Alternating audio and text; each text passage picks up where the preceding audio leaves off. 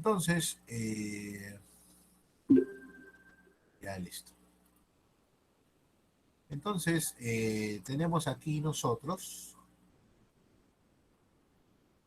este salto vital, que no, o sea, estamos hablando del 400 antes de Cristo.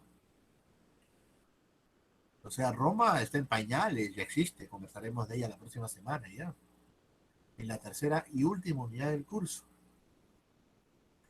Pero acá estamos nosotros pues ante el homus politicus, la mutación que pone en tela de juicio los grandes cuadros del pensamiento. No es que los símbolos hayan dejado de ser tales, sino que ahora son signos de tiempo, de espacio, y los signos pueden leerse y pueden registrarse. Buscan una comprensión del mundo y de la naturaleza, sin dejar de ser lógica y sin dejar de ser divina. El clásico sabio de la época, uno de los siete Pitágoras, a todos los números les daba una cierta divinidad, una suerte de ecuación cosmogónica, el 3, el 7. ¿No? Entonces, los griegos tienen esa prestancia, tienen esa relación con el mundo de los dioses. Eh, en ese aspecto no están alejados del todo de los griegos. Sin embargo, tienen un plus, que es justamente el tema de ser también homus politicus, de no dejar de lado el estar también con las personas.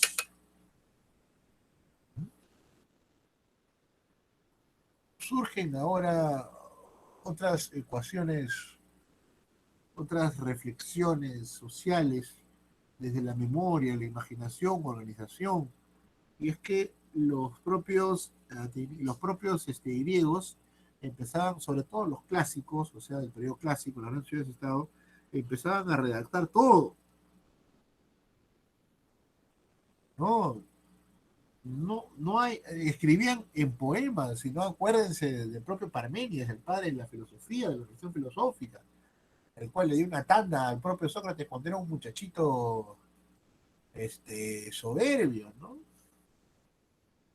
Bueno, algunos dicen que ese diálogo nunca existió, ¿no? Que la diferencia de tiempos es mucho mayor, pero Parménides, el padre de la filosofía griega, ¿no?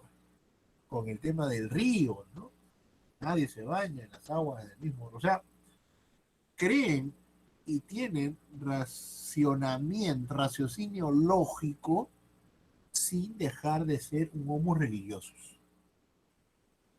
Y en eso ni el propio Sócrates, jóvenes. Recuerden ustedes que a él lo atacan de pervertir para que no crean en los dioses. Te dicen, ¿en qué momento he dicho que no crean en los dioses?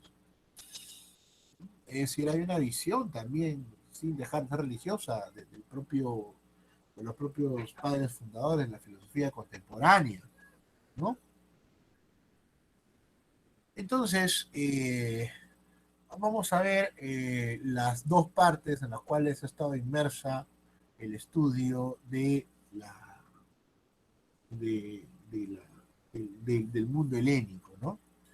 Hasta los años 30 y 70, la atención ha estado sobre todo en la construcción del mundo mítico, ¿no? Los dioses, y en cómo va avanzando los logros particulares de las personas, sobre todo en el tema más laudable, ¿no? Más palpable, la arquitectura, los escritos. Sin embargo, los anales, bien entraron en el tema de los griegos. Jean-Paul Bernard, ese texto que lo tenemos completo, es de los anales, van al rescate de otras dimensiones de la sociedad. Ellos son los que hacen la relectura de diferentes textos para comprender la mujer, para comprender la situación del esclavo, para comprender a los aristócratas mismos. Ya no solo, o sea, rompen con los esquemas clásicos bueno, Becelia también lo hace, ¿no? Es decir, ya rompen con los esquemas clásicos de división social. Justamente cuando Bernard nos ayuda y nos dice el homus politicus y el homus religiosos no están en dimensiones distintas, no son hombres distintas, nos está rompiendo el tema pues de Engels, y un poco de la tradición del propio Marx, ¿no? Cuando se mencionaba en el texto, ¿no? La familia, ¿no? La Sagrada Familia, ¿no? Y menciona pues que los primitivos, se refieren a los primeros sapiens, están buscando alimentos y una vez que lo buscan y los encuentran, las sociedades cazadoras se dividen en sociedades dominantes, y etcétera, etcétera, ¿no? Ya, con el IAE, a pesar de tener una vena de origen de formación marxista, eso entra en una crítica, porque lo que se menciona es que lo primero que expresaban estos antiguos a través de las pinturas era una religiosidad, es decir, no cazaban estos hombres primitivos, sino tenían una seguridad o certeza a través de un símbolo. En ese caso eran las pinturas de caza. Eso también lo tuvo el Perú con el tema del Toquepala, las pinturas de Toquepala, las pinturas rupestres. Eh, no luchaban, acá tienen ustedes una imagen de un trípode, esta imagen que está acá es el famoso trípode en el cual nuestro compañero nos habrá mencionado, ¿no? Eh, Apolo y Heracles luchando por el trípode, ¿no? Acá le dan ustedes una visión, Heracles con la famosa ropa de cabeza de león, ¿no? Acá ustedes pueden ver cómo se vestían los dioses griegos, ¿no? No es como los ponen pues la película, ¿no? En su sentido general, es muy sencilla su traje, ¿no? Y el cabello largo amarrado, tipo Rastafari. Muy bien, entonces pues eh, nosotros estamos viendo aquí de que estas sociedades antiguas no están alejadas del pensamiento mítico. Y eso es lo que Anales repotencia. Por eso es que de alguna manera a la tradición historiográfica clásica chista, pues el tema de Anales como que no le cae muy bien, ¿no? ¿Por qué? Porque te están diciendo que el hombre no empezó a cazar y luego a dividir la sociedad, sino que empezó a cazar y empezó a creer. Del mito a la razón. Si hay preguntas, por favor, adelante. ¿Eh? No pretendemos decir con ello que hayamos tratado el pensamiento mítico, ¿no? O sea, decir directamente que los griegos son el primer espacio racional, hay que hacer un alto bien grande. Hay que hacer un alto, si es una persona respetuosa la que lo dice, conversar.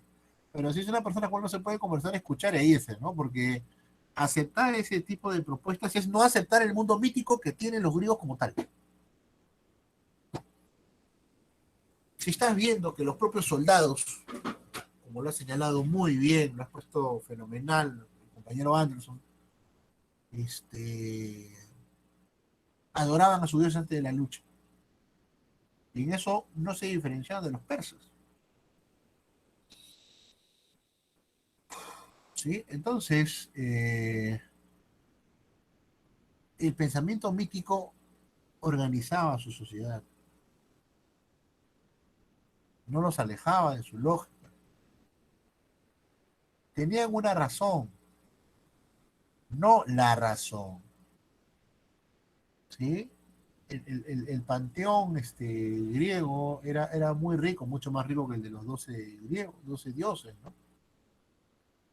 Además, me gustaría también profundizar, por ejemplo, en la adoración a Ares, ¿no? No sé hasta qué punto eh, vamos a verlo, ¿no? Bueno, no, ya no lo vamos a ver, y ahí termina, pero hay bastante que tendríamos que seguir estudiando, ¿no? Por lo pronto, los dioses principales eran Apolo y Atenas, ¿no? Y eso es un replanteamiento de por sí, ¿no? Muy bien, acá vamos a ver si hay preguntas. No lo sé, porque como tengo la pantalla en modo grande, no hay, ¿no? ¿Sí? ¿Seguimos? Muy bien. Por favor, si hay alguna consulta, adelante. En primer lugar, se establece una clara distinción entre el mundo de la naturaleza, el mundo humano, el mundo de los poderes sagrados, siempre más o menos mezclados, ensamblados por la imaginación mítica. Es decir, la realidad es un juego de equivalentes sistémicos. Los dioses traicionan, los dioses Zeus le saca la vuelta no sé cuántas veces a Hera, ¿no? El padre de Zeus intentó devorar a sus hijos porque en un sueño sus hijos le iban a matar a él, ¿no? Entonces, es realmente una razón muy distinta, más compleja, y lo importante también es que está escrita y eso permite ahondar en ella, ¿no? Entonces, por ejemplo, aquí tenemos también que eh, Hesíodo, ¿sí? Acá tenemos un busto de Hesíodo, que eso ha sido estudiado después, ¿no? Se pensó que era Séneca, pero luego ya de muchos estudios se encuentra que es Hesíodo. Este hombre del cual vamos a hablar ahora mismo, estamos hablando del año 700, ¿sabes? El año 700 estamos hablando de ya los últimos periodos, siglos de casi 300 años de los jónicos, ¿no? Eh, por ejemplo, empieza a ordenar y organizar todo este cuerpo mitológico que hasta ese momento solo estaba pues en ritos, ¿no? Es decir, él tiene una obra justamente que se llama Teogonía, ¿no? En donde él hace una relación eh,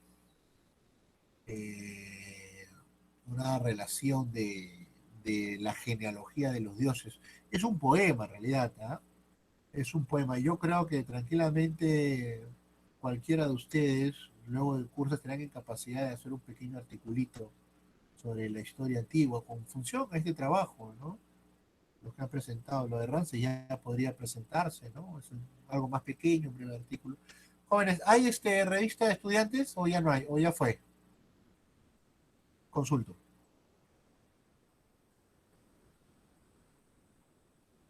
¿De historia? Sí, No, hay el centro de estudiantes de historia, pero revista no. yo me acuerdo que había una, ¿no? Pero ya hace más de 8 años, 6 años. Era interesante que lo empujen. Ahora que es todo virtual, ¿no? Ahora se puede hasta editar en PDF, ¿no? Muy bien. Ay, qué se me olvidó perdón, un ratito. Ya voy a aperturar casi me olvido. Ya está. Ya. Muy bien. A ver, a ver, a ver, a ver. La lista. Casi me olvido. Ya. Hoy día es 30. Ya, Sebastián, está, ¿no? Sí, profesor, presente. Vale, gracias. Camila Candia, Presente, profesor. gracias. Juan Diego Cantoral, Presente, profesor. gracias, caballero. Dominique,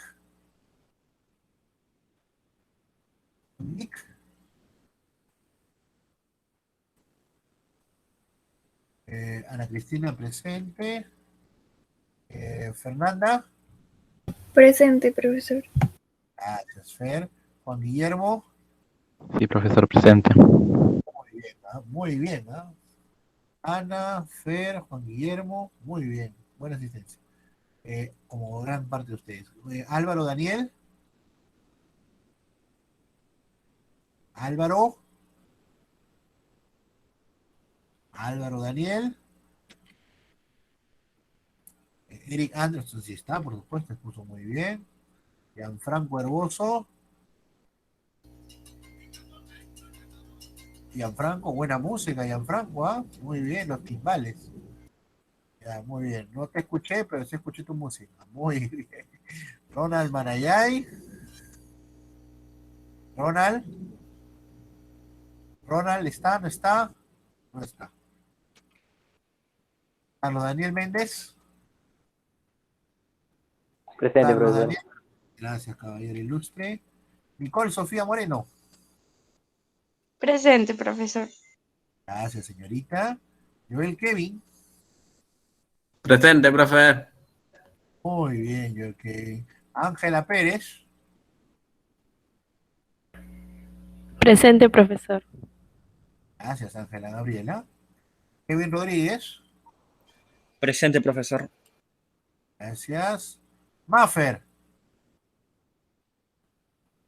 Presente, profesor. Muy bien, Maffer. Muy bien. Hay que participar, ¿ah? Hay que participar. Ah. Alejandro Leoncio. Presente, profesor. Excelente, estimado. Muy bien. Voy a guardar. Seguimos, jóvenes ilustres. Bien. Entonces, nosotros también tenemos textos, ¿ah? Para ponerlo en orden, ¿ah? No tenemos a una teogonía, pero tenemos a la monocrita de Guarochirí, ¿ah? Interesante. Muy bien. Entonces, Hesíodo es un autor muy complejo, muy complicado.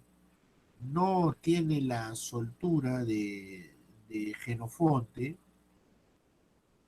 Es difícil de leer a Hesíodo, no es sencillo.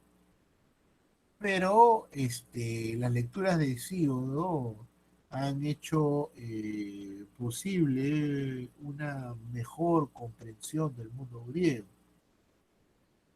Por ejemplo, tenemos acá a Hermes, el típico gorro de Hermes, ¿no? Hermes ingenuo, copia romana, ¿no? Eh, entonces, el mito hesíodo de las razas, de la división del mito, nos habla también de un mundo griego que cree en los dioses y que cree en sus poderes sagrados. Si no, ¿cómo entenderíamos la relación de los rayos con Zeus? Y acá en la zona de Yauyos en Perú, el dios que estaba cercano a los rayos, bueno, en el Cusco es Illapa, pero acá en las zonas más de Huarochirí, Yauyos, Matucana, es Payacac. Entonces, volvemos a encontrar este modelo en la obra del Fío, un modelo de pensamiento, ¿no? Es decir, la explicación del mundo de los dioses es la explicación también del orden del mundo social de los griegos. O sea, hay una relación allí, ¿sí? Hay una relación entre ese panteón divino griego y el orden que está al interior y el orden que está al interior de la sociedad griega, ¿sí? Por ejemplo, otra diosa importante, Hestia, es la diosa del hogar, de la lumbre. También tiene algunas relaciones con la diosa Escita Tabiti, ¿no? Y luego, pues, los romanos le darán, pues, el nombre de Vesta, ¿no? Es algo interesante, ¿no? Porque a veces se le representa como una diosa que la mitad del rostro está muy joven y la otra mitad del rostro está muy, muy vieja, ¿no?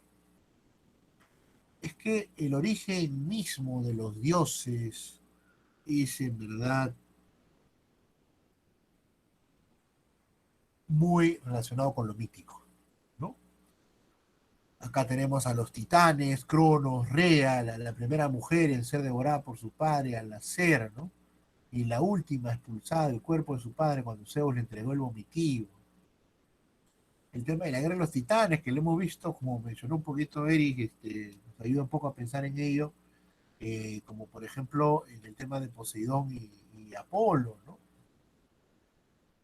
Entonces, el tema de la primacía entre los dioses le daba también el tema de la primacía en los ritos de sacrificio. Es decir, todos estos dioses deben de ser no solamente adorados, sino seguir un rito específico para cada uno de ellos. Y en los ritos, ojo que también surge la danza.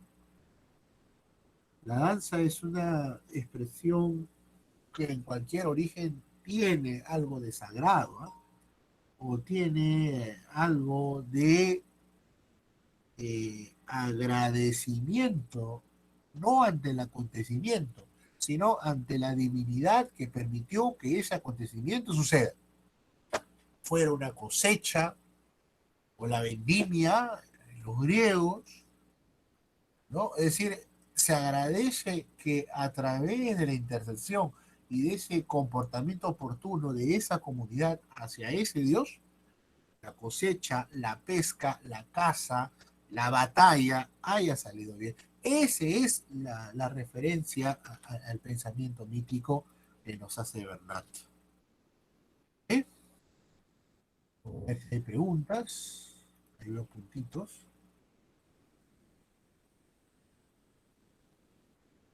Yuyaykawi, eso es oh, bueno, ya habrá ya. El Inti Raymi. Claro, el Inti Raymi es un fenómeno más complejo, ¿eh? Y bueno, muy probablemente no tenga nada que ver con el Inti Raymi que vemos ahorita en el Cusco, ¿no? Que originó acá en el Rima en los años 50. La primera representación de Inti Raymi a nivel macro no se hace en Cusco, se hace en Rima. Eso lo estudió muy bien este historiador, colega Juan José Pacheco, El Rincón de la Historia Peruana. Muy recomendado. Ahí, por ejemplo, las primeras... Luego, en los años 70, el tiempo del retorno al engrandecimiento de lo incaico, esto se lleva al Cusco y se queda en el Cusco, ¿no? Sí, Juan Guillermo, adelante, por favor. Sí, profesor. Yo tenía una consulta y es con respecto a estas mitologías, ¿no? La griega y la romana, porque sabemos que gran parte del panteón griego posteriormente pasa a ser divinidades en Roma, ¿no? En caso de Ares, que en la religión romana pasa a ser Marte, Zeus, que pasa a ser Júpiter, si no me equivoco. Y quería saber cómo es ese proceso en el cual estas divinidades griegas pasan a ser divinidades romanas, ¿no? ¿Cómo es que se da ese proceso, profesor?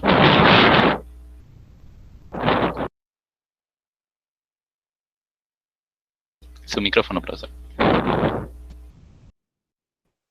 Muy bien, muy bien. Después de ello voy a responder la pregunta de Carlos Daniel, ¿ah? Copy paste. Más o menos, más o menos. Acá lo que tenemos que resaltar sobre todo es el tema del prestigio. Es decir, los romanos tienen sus propios cultos de su región. La región de Licanos, una zona de pastores, cerca de los montes albanos, era una zona llena de lobos. ¿No? Entonces, había la creencia de que había unas comunidades de hombres lobos, licántropos, ¿no? Entonces, hay unas divinidades muy cercanas al tema pastoril en el interior de las comunidades romanas originarias, años 600, 700. Pero los griegos tienen un prestigio muy grande,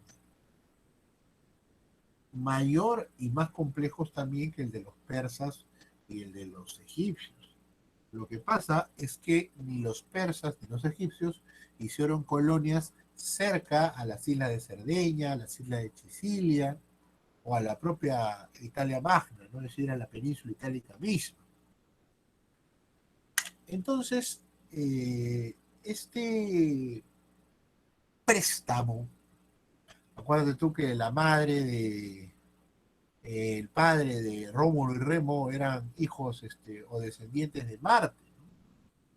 De Ares, de la guerra. Y seguramente la construcción de la leyenda era ya en tiempos republicanos, ¿no? En otras palabras, aquí tenemos que ver nosotros el préstamo prestigioso que se tiene de las divinidades griegas. Aquí, por ejemplo, en Lima, en Perú, tenemos también ese tipo de formatos. Es que hay que quitarnos también un poquito la idea de que esto de la religión única es muy de la modernidad, es muy de Letrán, del concilio de Letrán, ¿no? Es decir, acá las divinidades conviven,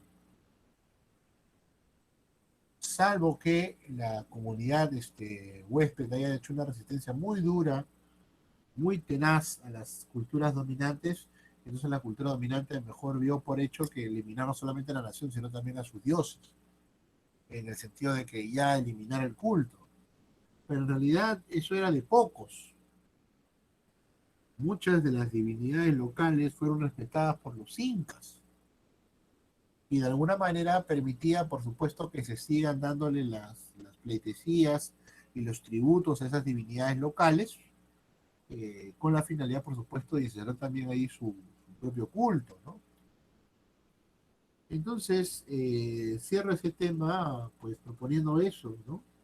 Como alumno, que, y esto con Mircea Eliade, sobre todo, ¿no? Tenemos una respuesta más pertinente al respecto, ¿no? De que efectivamente, ¿no? El culto o el origen de los dioses griegos como parte del nuevo Partenón romano se debe principalmente a su enorme prestigio. Prestigio que van a conservarlo inclusive hasta la época de Augusto, ¿no? Augusto, poco antes de su muerte, ya mayor, visitó la tumba de Alejandro Magno en Alejandría, Egipto, y le rompió la nariz y se la llevó, ¿no? Como talismán. Así que por ahí va un poco la línea, ¿eh? Muy bien. Y es que Alejandro ya era adorado como Dios, ¿no? La pista del cuerpo de Alejandro se pierde en el 400, cuando ya empieza a instaurarse un proceso de persecución a lo pagano, ¿no? Muy bien, muy bien. Entonces por ahí va la respuesta un poquito, Juan Guillermo. Sí, Juan Guillermo, dime para poder responder a Carlos Daniel. Adelante, por favor. Entonces, ¿esto se debería al prestigio de los dioses griegos o al prestigio de Grecia en sí? Porque si es el motivo del prestigio de los dioses griegos, ¿por qué no tomar en cuenta también otros panteones como el egipcio o el babilónico? Excelente. Acuérdate que el egipcio también va a estar influenciado, ¿ah? El egipcio también va a influenciar. Acuérdate que hubo templos de Isis en Roma. Pero está muy bien la digregación que has hecho. Y eso es pensar en el mundo antiguo, Juan Guillermo. En el mundo antiguo, la sociedad no se puede disgregar de sus dioses. No se puede.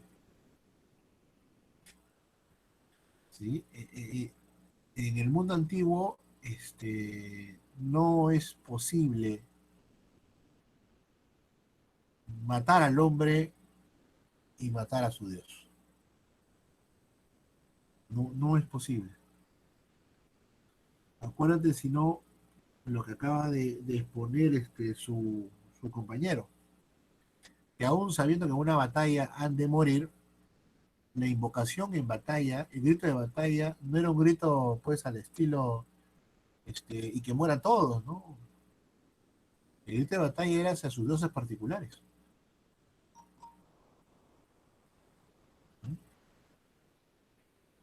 Entonces, en ese aspecto, sí, efectivamente, se debe principalmente al prestigio de las divinidades, pero hay más que eso, ¿eh? Hay más que eso. Y también el tiempo, ¿no? Es decir, la fundación de Roma, aproximadamente, bueno, vamos a verlo con más detalle en la próxima clase, se inserta dentro de un periodo de máxima expansión de lo griego. Eso también habría que anotar. Es decir, el mundo griego, para la época de inicio de Roma, es un mundo que está en plena eclosión de culturas. ¿Sí? Están las ciudades-estado, e incluso hay templos en la propia península itálica que son de ascendencia griega, clásica. O sea, estamos hablando de pequeñas ciudades-estado, claro, casi minúsculas, no muy pobres, en comparación a lo que eran pues Atenas, Esparta y Corinto. Pero eso será cuestión de 400 años después, cuando ya Atenas, cuando la península itálica retoma el poder a través de una república, ¿no? Así que está bien la acepción que tú colocas y muy, muy oportuna tu propuesta, ¿no? De no disgregar al hombre antiguo del hombre, al homus politicus, del homus religiosus. ¿Sí? Muy bien. A ver, Dominic, da un minuto, deja tu manita alzada para contestar a Carlos Daniel. Deja tu manita alzada, Dominic, ¿sí? Pero si se valora como hecho de agradecimiento a Dios por la cosecha, como el caso de Saco, sí, ajá. Es decir, ponte, los griegos conocían del guano, ¿ya? No del guano como lo nuestro, ¿no? Sino de algunos animales cuyos restos fecales tenían o sea, conocían la técnica, conocían de los canales de irrigación, lo conocían muy bien, pero a la hora de sembrar, rezaban a sus dioses particulares. O sea, ese es el hombre griego. Así que esas construcciones en las cuales mencionen, pues, y eso los filósofos, digamos, helenistas más serios, tampoco lo van a refutar. No hay un texto en el cual digan Sócrates refutó a los... No, lo que es Sócrates insistente, insidioso, demuéstrenme, crean, pero él mismo cuando se defiende en ningún momento he atacado o he pedido que no crean en tales dioses. Entonces, no se puede ver a los griegos como el origen del raciocinio no divínico. Esa es un poco la esencia. Pensar en ello no es pensar correctamente en los griegos, ni en el mundo antiguo. Muy bien, Dominic. Adelante, por favor, Dominic. Bueno, bueno, es más que nada un comentario o una curiosidad que no sé si tampoco es cierto, que quisiera que me lo aclare, que en una ocasión un profesor me comentó que la adaptación de los romanos de las deidades griegas no era tanto una adaptación, sino más una asimilación literal, porque por ejemplo, y era una cuestión de traducción, porque la deidad principal de los helénicos, que sería Zeus, al pasar al mundo latino, pasó a ser Geospatra, que más o menos es una traducción en latín, y con eso en los estudios se fue transformando en Júpiter. No sé si eso es verdad o...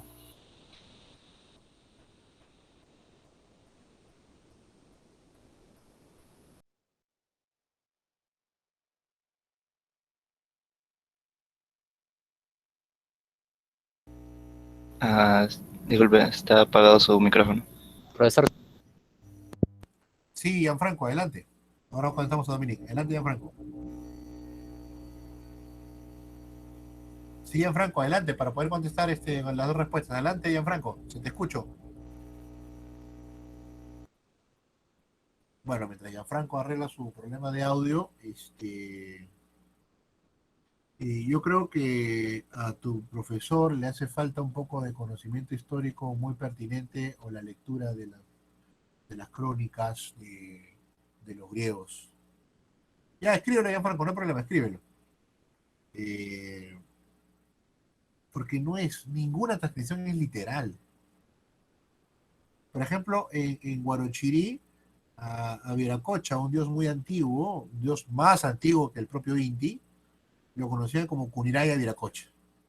Con Viracocha, los propios estilipadores de las trías tuvieron un cuidado supremo, porque Viracocha era lo más cercano al dios hacedor, que era el dios Yahvé, ¿no? Entonces, bajo esa perspectiva, pues, los de Guarochirí aceptaron a la divinidad de Viracocha poniéndole solamente Kuniraya. No, pues, o sea, así no funciona. Eso no es tan sencillo. Los romanos eran muy abiertos a los cultos, pero era una forma muy sutil también de apropiarse de esos cultos. Hace pocas semanas atrás les mostré a ustedes, por ejemplo, algunas tumbas de Al-Fayed, les voy a mostrar ahora. ¿Sí?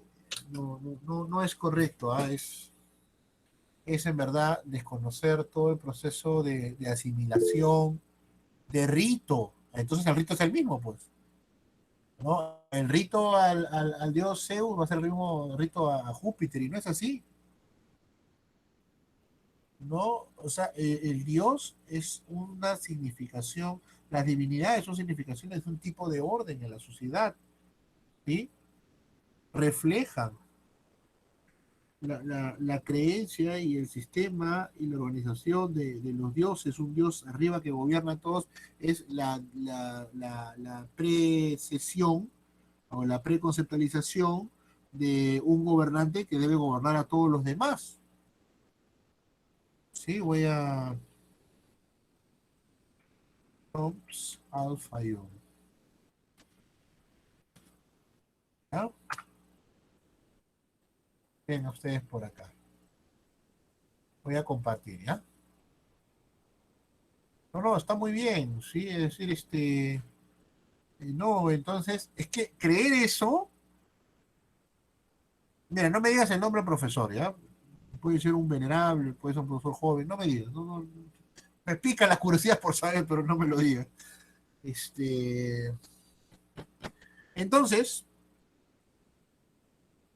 el dios que estaba en Pariacaca, en el cerro Pariacaca, en Guarochirí, pusieron una cruz y ahí se adoraba, ¿no? Esa es la extirpación de idolatrías, esa es ¿cómo se llama? Cuando se empieza a cristianizar este proceso de justaposición, ¿cómo se llama? Siempre me olvidó. Sincretismo. Sincretismo, ¿no? Entonces será como...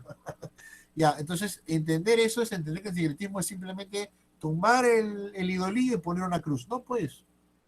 Pasaban más de 120 años de la conquista y muchas de las regiones, incluso cerca a la ciudad de Lima, seguían adorando a sus dioses. ¿Ves qué pasó? Así que ese sincretismo así a lo inmediato, es desconocer todo el proceso. O sea, no es que llegó Zeus a Roma y el día siguiente se llamó Júpiter. No funciona así. Hay todo un proceso histórico, temporal, militar, político, religioso. Los romanos eran prácticos, pero no tontos. ¿Sí? Te voy a mostrar algo. ¿Ya? Voy a compartir. Muy bien esa pregunta, ¿eh? Pero... no, o sea... mándale en YouTube mis clases. Espérate, voy a compartir la pantalla. No le mandes nada, porque después puede ser problema. Espérate, vamos a compartir, ¿ya? Vamos a compartir. No. Es que esa forma de ver la historia de lo inmediato, y A más B igual a C, por favor, eso no hay que hacer. Eso no hay que hacer. Es que no es así, no es. Ni una investigación te puede decir que esa A más B igual C. Esa no es historia, es sociología y de la barata. ¿Sí? Ya les conté ese artículo, pues, de Cinesio López, que no quiere volver a publicar, ¿no? En donde hace una revisión histórica de todo el siglo XIX y XX. Está publicada en la revista sociológica de los profesores de sociología de los años 90, hace una revisión histórica, pero por Dios santo, qué pésimo, ¿no? O sea, ahí está cuando se meten a no conocer un poco el tema histórico, ¿no? No es que no funciona. La historia no es A más B igual sea. No, ni la historia de las mentalidades, ni la antropología histórica, ni ningún trabajito. Es un aporte, ¿no? Les voy a poner un ejemplo concreto. ¿Ya? A ver, a ver, a ver.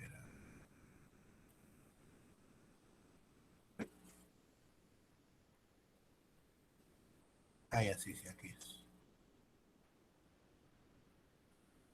Mira, por ejemplo, Alpha Jung es un retrato de momias. Voy a colocarte aquí, es un cementerio romanos en Egipto, ¿sí? De romanos que han sido momificados, ¿sí? E incluso es una comunidad que estuvo por lo menos cerca de unos 200 años, ¿sí?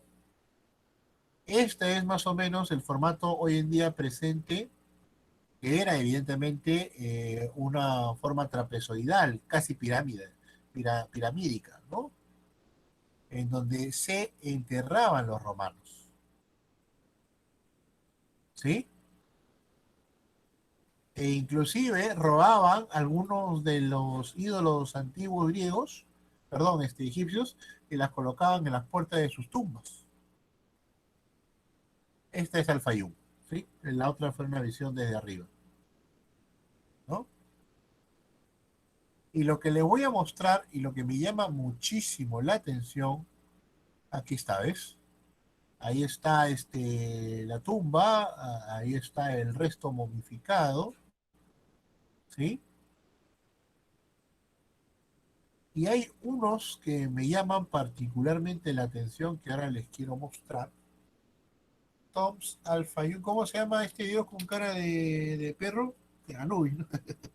Iba a decir ¿no? Con el dios ¿cómo se llama? El de Goku que también tiene ¿cómo se llama? Bueno, aquí está, vamos, miren esto. Esto ya estamos hablando de más o menos el 300 después de Cristo. Estamos hablando ya en las cercanías, ¿no? Acá vemos ya una influencia bizántica, ¿no? En la ropa, esta ropa ya es de sacerdotal bizántica, y vemos ahí a Anubis, 300 después de Cristo, ¿no? Rodeado de Osiris y de Anubis, ¿no? Entonces los romanos llegaron pues en el año, ¿cuándo han llegado a ellos a Egipto? Ellos han conquistado Egipto en la batalla después de vencer a Marco Antonio y con el paseo triunfal de los restos de Marco Antonio y Cleopatra en Roma. Estamos hablando del 27 por ahí, ¿no? La batalla naval de Actium. Ya, esto es del año 300 después de Cristo aproximadamente, ¿no? Antes de que ya se consolide el cristianismo y empiece ya, estamos hablando más o menos de casi 300 años. Entonces,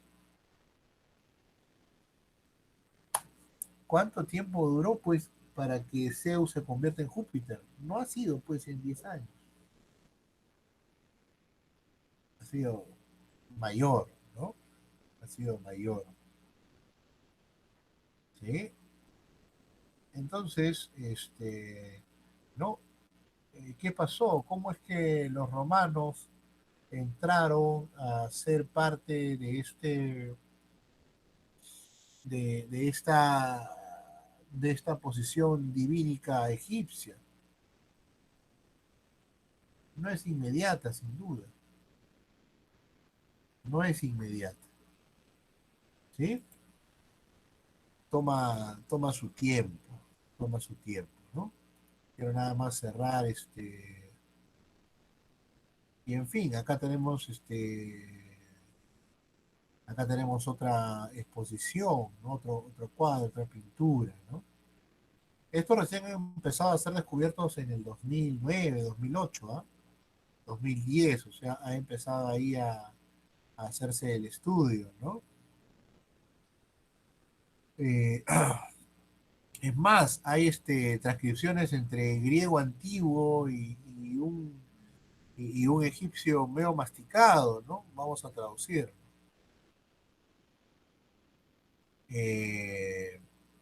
Hay pequeñas citas, por ejemplo, algunos textos antiguos de la Ilíada, ¿no?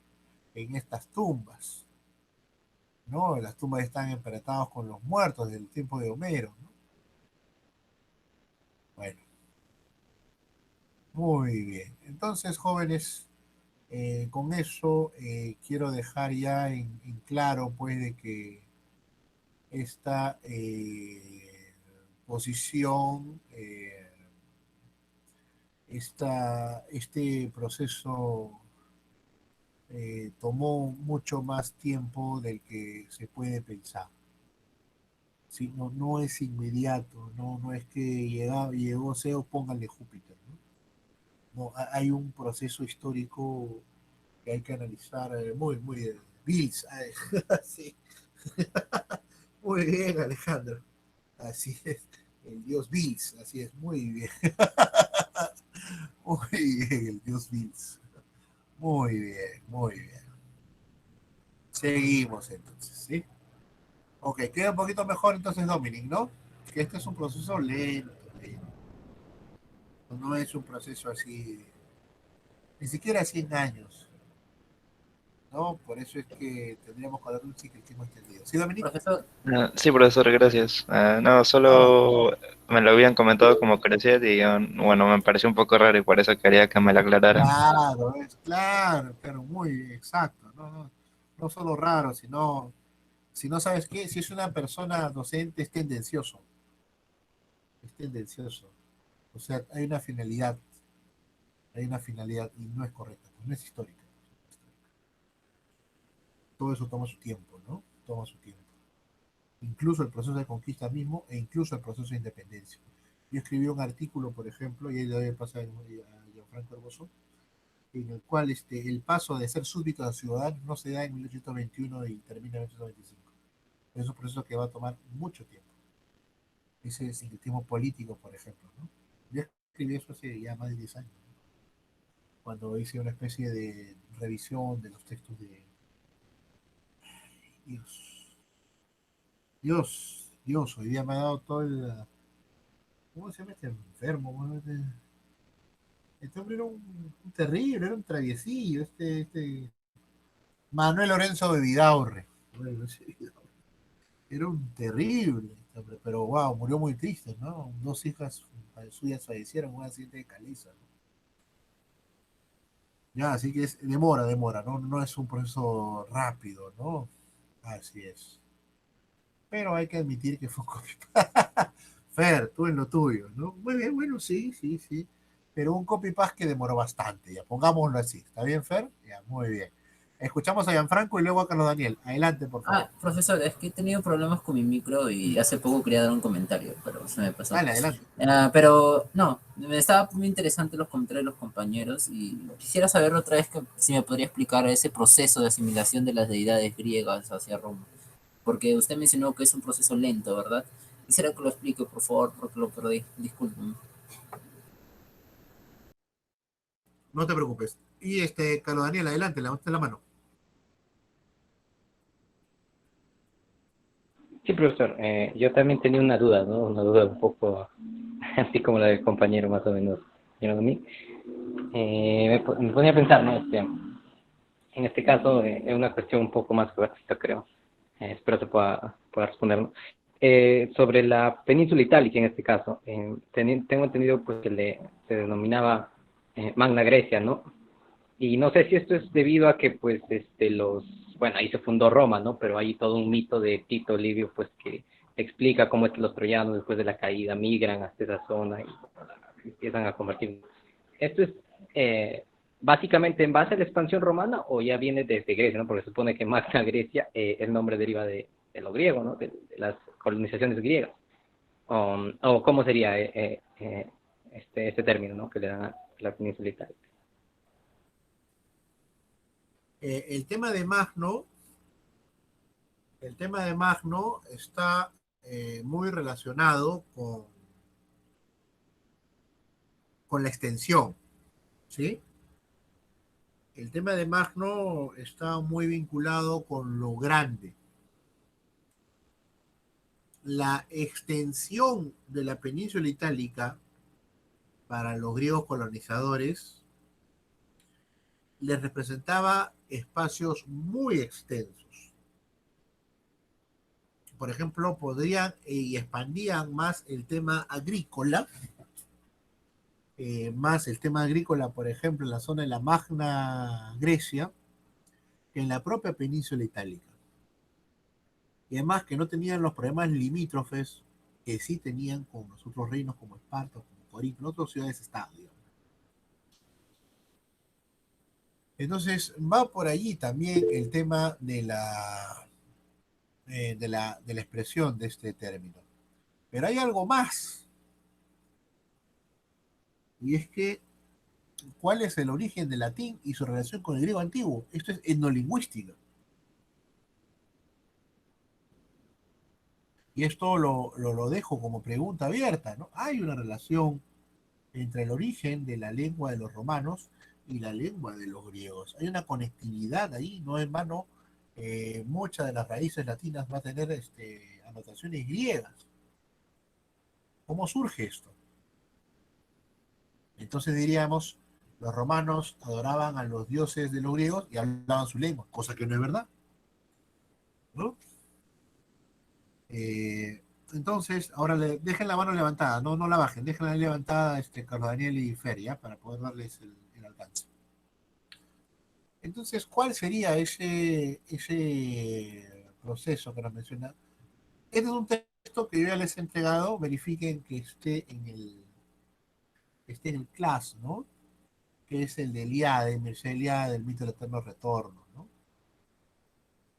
Entonces, ¿cómo es que sucede o ocurre este paso, ¿no? Acá primero tenemos que ver desde una fuente etnolingüística la relación que existe con los colonizadores griegos, con los propios habitantes del lugar. Recuerden ustedes que el tema de la línea de tiempo republicana se hace fuerte sobre todo después de la batalla contra los púnicos, ¿no? Contra los cartagineses. Y ya para la efervescencia máxima de la República Romana, se tiene una cosmogonía muy cercana, muy próxima al de los griegos. Pero es que los romanos tenían una relación propia del mundo antiguo con las divinidades. Es decir, los ministros, es decir, aquellos que están dedicados exclusivamente a los dioses,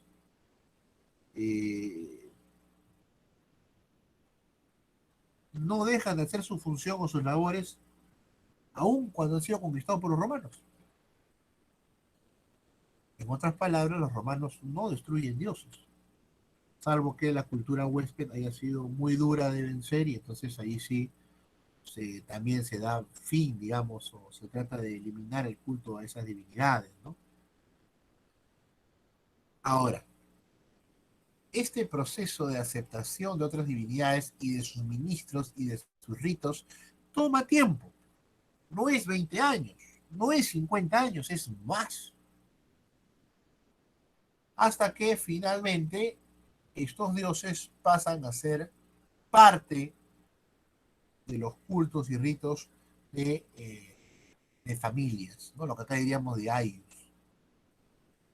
Estas familias consideran que ese dios ha sido muy benefactor, promueven su culto, otras familias se apegan al mismo, y entonces tenemos un fenómeno mayor ahí. Pero todo este procedimiento, insistimos, no es siquiera 50 años, es más. ¿Sí? Es un sincretismo de muy larga data. Y es lo que también aconteció acá en la zona andina. ¿Sí? A veces creer que en 50 años se acabaron los dioses con la extirpación. Pues, no. Y eso que manuscrito de Guarochirí es del siglo XVII. Seguramente tenemos también textos del siglo XVIII donde se hace acápite de estas divinidades andinas. Seguramente. Entonces por ahí va el tema, Gianfranco, ¿ah? ¿Sí? No, o sea, es más complejo. No solamente es el tema histórico, es también de los ministros, o sea, de las personas que conocen el rito específico para adorar a ese dios o a ese conjunto de dioses. Y finalmente luego viene el proceso de asimilación por parte de las familias que aceptan a esa divinidad.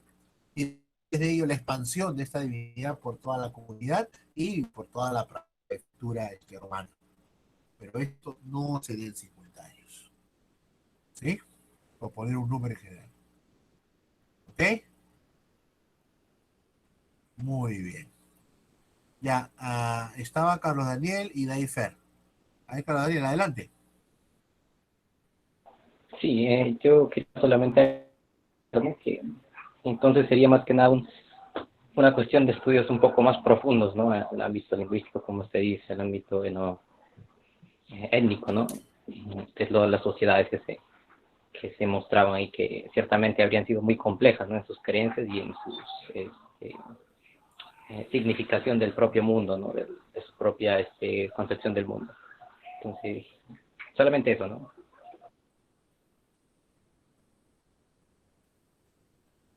Muy bien, mira, por ejemplo, voy a compartir algo, ¿ya? Dame un minuto. Vamos a compartir algo bonito, ¿ya?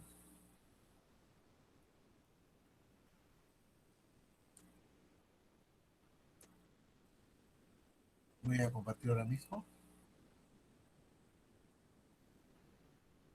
Vamos a hacer un ejemplo de todo lo que estamos diciendo, ¿ya? Para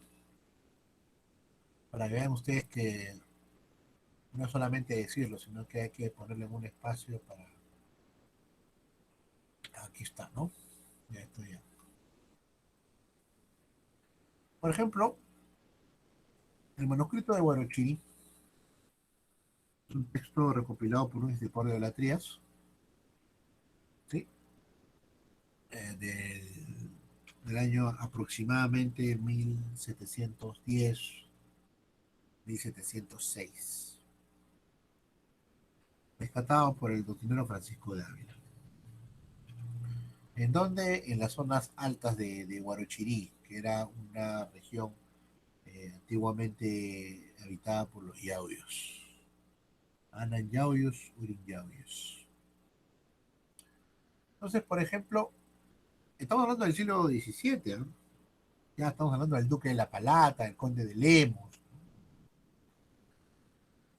como virreyes. ¿Cuándo fue la conquista? ¿Cuándo empezó? 1972. 42, 52, 62, 72, 82, 92, 2. Habían pasado 80 años y todavía los extirpadores de idolatrías, los curas doctrineros, como lo conocían en la terminología, seguían haciendo su labor.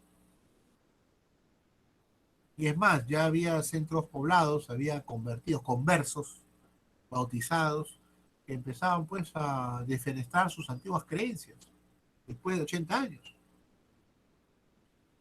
Entonces la pregunta es, ¿cuánto tiempo duró la extirpación de idolatrías? ¿50 años? ¿80 años? ¿100 años? Hay cosas que es difícil colocar hacia línea de tiempo. Pero nos resultan oportunas para poder buscar la creencia y la concepción del mundo a partir de esos datos, a partir de esas fuentes. ¿No? Allí particularmente, bueno, a ver, vamos a ver, aquí está, ¿no? Es decir, los dioses son una formulación de lo universal. Pero, ¿y qué sucede cuando estos dioses venerados en tales naciones, pues pierden? O sea, ya no están estipulados, o, oye, le hemos rezado, pero aún así hemos perdido la libertad. Bueno, dependerá de todo ese proceso de asimilación hacia la otra cultura.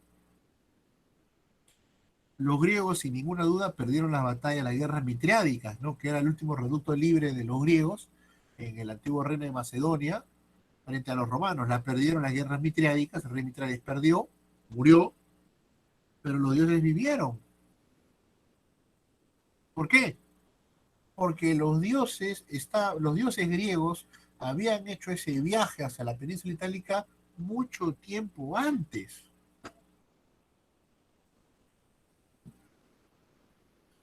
Así que está buena este diálogo, ¿no?, que estamos teniendo sobre el proceso de imposición de divinidades, ¿no? Pero es que, claro, la extirpación de idolatría, si ahí cierro ese tema, tiene un plus, ¿no? Que ese Dios, el Dios Yahvé, es único, ¿no? No hay otro, ¿no? Eso sí era algo nuevo. Eso, por ejemplo, no lo tenían los romanos, ¿no? Los romanos, a medida que se asimilaban y se consolidaban en un espacio, iban buscando las divinidades locales, iban estas introduciéndose seguramente primero con los esclavos. Los esclavos seguían adorando sus dioses antiguos. Estos van a tener una influencia y preponderancia en las familias más ricas romanas, y finalmente van a ser parte de su propio Partenón. No se hacen problemas. No se hacen problemas. Pero esto no se logra, pues, en una supuesta y fácil juxtaposición, como si fuese un enroque. Aquí está. Lo que era el rey, ahora está la torre ahí a su lado. No, no funciona así. Muy bien, muy bien. Y teníamos a Fer. Adelante. Bueno, yo quería agregar que tal vez, es una suposición mía, ¿no? Que tal vez se deba a la influencia de la astronomía. Es que en la mitología griega ya tenían presente lo que es la astronomía, ¿no? Por ejemplo, recuerdo que cuando era niña leí un recuento de un capítulo de la mitología griega, perdón, que mencionaba las constelaciones de la Osa Menor y la Osa Mayor, pero como hijos de Zeus, ¿no? Por ejemplo, la madre, que era que fue convertida en Osa por Hera, por su ira, y su hijo como que también fue oso, ¿no? Y fueron convertidos en las constelaciones de la Osa Mayor y la Osa Menor, que ya están presentes en lo que es la mitología griega. Entonces yo digo de que tal vez ese proceso que usted menciona fue asimilado gracias a la astronomía, ¿no? Porque mayormente los griegos y bueno, especialmente los que son de la península, ¿no? Tienen conexiones con el mar, y sabemos que mayormente los que navegaban estaban guiados por la estrella del sur, ¿no? Entonces yo digo de que tal vez eso influenció, ¿no?, la astronomía, de que, bueno, si alguien ve constantemente las constelaciones en el cielo, tal vez pensará o habrá pensado de que los dioses están presentes, ¿no? Tal vez por eso que los dioses griegos fueron los que estuvieron más presentes en lo que es la cultura romana. Es algo que yo había supuesto, que es por la influencia en parte de la astronomía.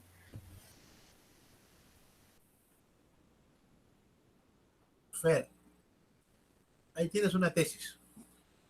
Mira, voy a mostrar algo, ¿ya?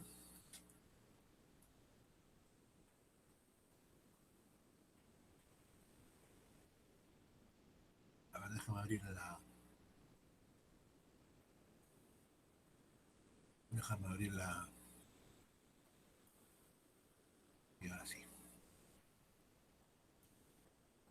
Mira, este texto, por ejemplo, el sistema de orientaciones de los incas y de algunos quechohablantes actuales, tal como queda reflejado en el concepto de astronomía, la relación entre la astronomía, el tiempo, los dioses y el universo es una sola en el mundo antiguo. Mira cómo empieza este texto que habla sobre la astronomía de los incas. Empieza con Hesíodo, con los griegos. Y a partir de ahí, aquí está lo que mencionabas, ¿no? El solar, tiene el zodiaco quechua, ¿no?, por así decirlo, pero esto tranquilamente puede ser parte y es parte de toda una investigación. Este es de Gary Burton, es una persona que conoce mucho este tema, ¿no? Entonces, la lectura de los tiempos, del viento, del mar, pues ciertamente, voy a leer esto. Ahora sí.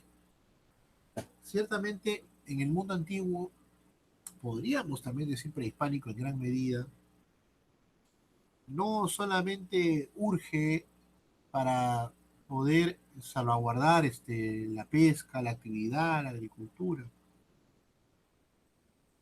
Es parte de su mundo. Es parte de toda su concepción como griego. A un griego no le puedes quitar el amor a su terruño, el amor a su gente y el amor a sus dioses. No le puedes quitar eso. Es parte de toda su concepción, de su mundo, ¿no? Y creo que, no sé si te interesa el texto para mandarte el link, el de Gary Hurto. ¿Te gustaría leerlo? ¿Sí? ¿No? ¿Hay tiempo? Si no hay tiempo, pues no pasa nada. Sí, profesor, ¿Sí? Si yo lo veo sería bueno. oportuno. Sí, ahora mismo. Dame un minuto.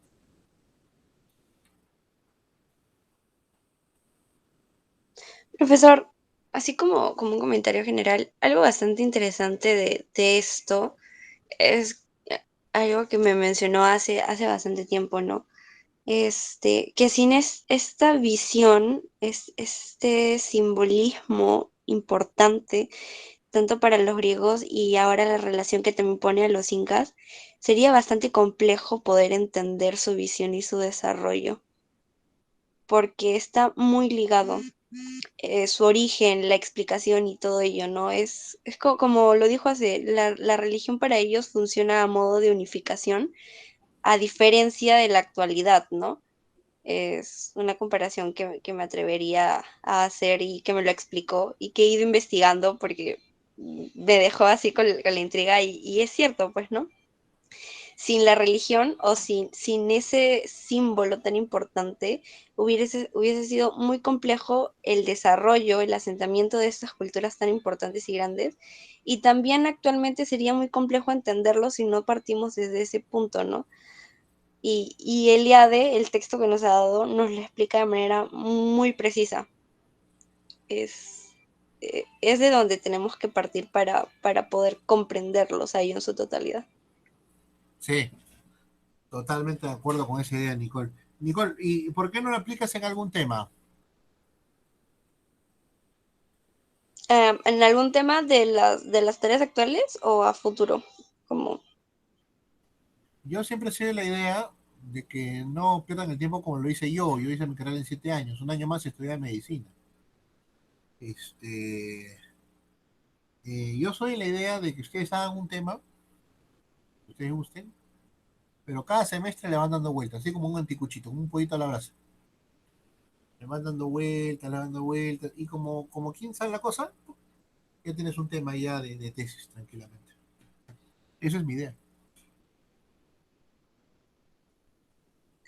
de hecho, sí lo he pensado, o sea, es que el problema es que tengo varios temas que me gustan y digamos Ya. que estoy explorando el campo para ver en cuál me voy a enfocar, pero sí o sea, sí desde ya estoy tomando, digamos, esos consejos de no esperar al último momento, sino ya ir enfocándome cuáles son los temas y ir tomando esos pequeños puntitos, ¿no? O textos o material que me va a servir a futuro, ¿no?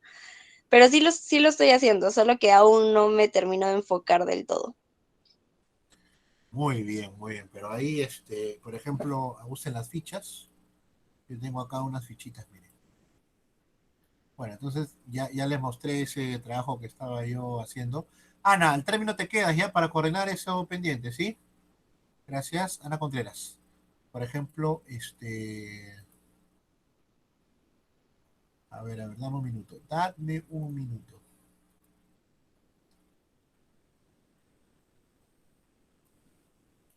Por ejemplo, estas son mis fichitas de Mercedes Eliade. Yo también, o sea, para enseñarles, para hacer mis cositas, tengo que hacer mis fichas, ¿no? ¿No? Y a partir de ahí ya voy analizando copy paste. Pero copy paste lo mío, ¿ah? No esto. Esto no, esto es el texto. Y bueno, y si tengo que hacerlo, lo cito, ¿no? Esto sí es mío y con eso armo mis cositas, ¿no? ¿Ya? Entonces, eso, fichen. Y siempre, ya una vez les mostré, organicen sus fichas porque no saben cuándo lo van a volver a necesitar.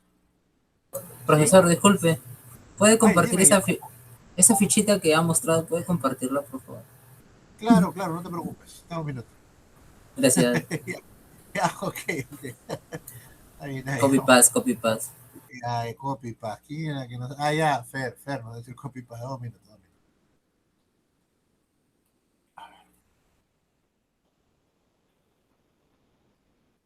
A ver, vamos a ver.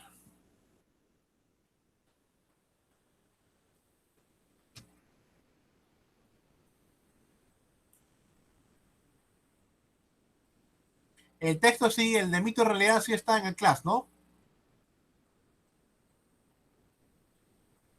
Jóvenes.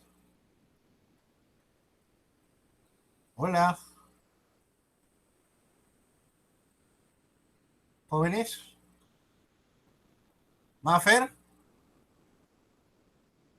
Mafer.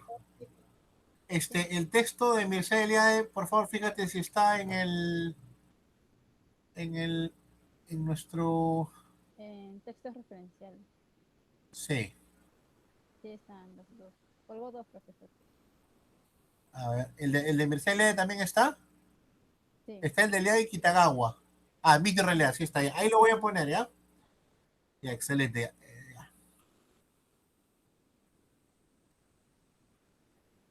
Gracias. Maferi, ¿qué te ha parecido la clase el día de hoy? Coméntame, por favor, te escucho. Creo que la última, bueno, no lo creo, la última parte, los últimos 20 minutos ha estado muy interesante. He podido aprender, en general hemos podido aprender cómo desde cada perspectiva eh, la mitología griega es como que uno de mis temas favoritos y a menudo sigo una página que habla sobre ello, ¿no? Y, por ejemplo, a través de este tema podemos, como han dicho muchos de los compañeros, dice también profesor, entender la misma sociedad, ¿no? En este caso la griega, cómo se desenvuelve y cómo desde un rezo cotidiano, por ejemplo, para conseguir una buena pesca o algo, ya se puede ir construyendo una opinión sobre esa sociedad. Asimismo, es interesante también cómo esto se va perfeccionando, ¿no? A través del tiempo. Por ejemplo, hemos visto cómo la sociedad romana ha tomado los dioses griegos, que como usted ha dicho también ha sido muy influyente dentro de su área, y también cómo se relacionan algunos de los dioses con, por ejemplo, con los dioses egipcios. Y también me vino a la mente la figura de Alejandro, ¿no? La manera de cómo fue adquiriendo más territorios, la religión también pudo haber influenciado entre estos mismos territorios, ¿no? Por ejemplo, se habrán producido tal vez en la Grecia algunos personajes rezos hacia los dioses, no sé, por ejemplo, egipcios, ¿no? Y ya dependiendo de cómo se va desenvolviendo estos rezos, si por ejemplo hay un efecto al momento de pedir algo, estos pedidos se van creciendo, ¿no? En la misma población tal vez. Eso es todo, profesor. No sé si vaya acorde con eso. Si estoy de acuerdo o no, no hay problema. Lo importante es que te he escuchado una muy buena disertación. A ver qué día es hoy, quiero ver. 30 de julio.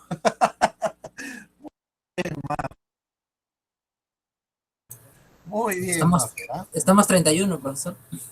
¿Hay 31 ya? Uy, Sí. Ah, ya, me corrijo. 31 de julio. Muy bien, gracias. Muy bien. Sí, muy bien, Maffer. Sigue participando, por favor. Bienvenido. 31. Ay, profesor, sí, ya llegó el documento que colgó. Ya está en el plan. Ah, ya está, Gracias. ya. Muy bien, sí. Ya no se preocupen porque al final, ¿qué hago yo con mis fichas? ¿Qué hago yo? No, el mundo es prestado, muchachos. El mundo hay que verlo como los griegos.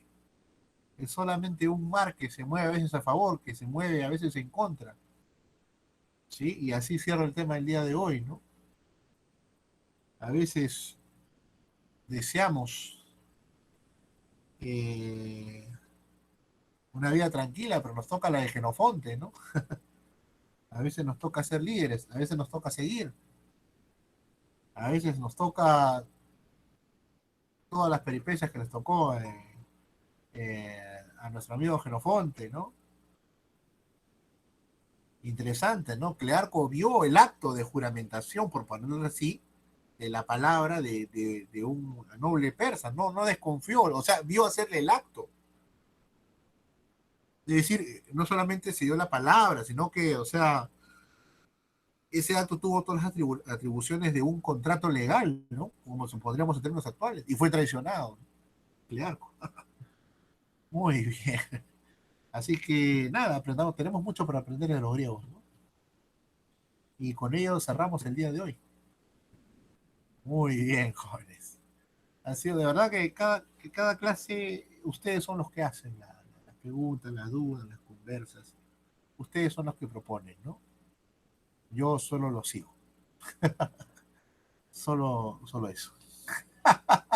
Así es, yo el que una caja de bombones, bueno, que me toque uno de pisco, pues, ¿no? Muy bien, muchachos, me quedo con Ana rapidísimo, ¿sí? Nos despedimos hasta aquí. Voy a dejar de grabar más bien. No me digan que no grabé. Ah, sí, grabé, menos mal. Gracias, profesor. Hasta la próxima clase. Interesante la clase.